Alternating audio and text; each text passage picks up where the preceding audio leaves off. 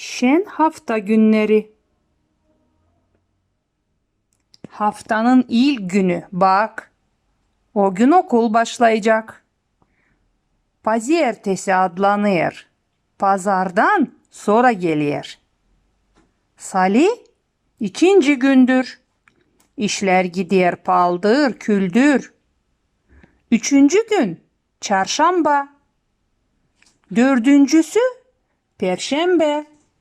Okuyarım hem yazarım, anama yardım ederim. Cuma günü geldi. Şkola haftası bitti.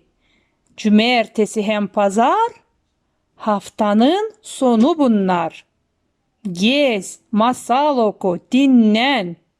Avulda yardım etsen. Sağlık bereket olar, haftalar gelir tekrar. Şiir yazdı Güllü Karanfil, resimci Ludmila Vlah.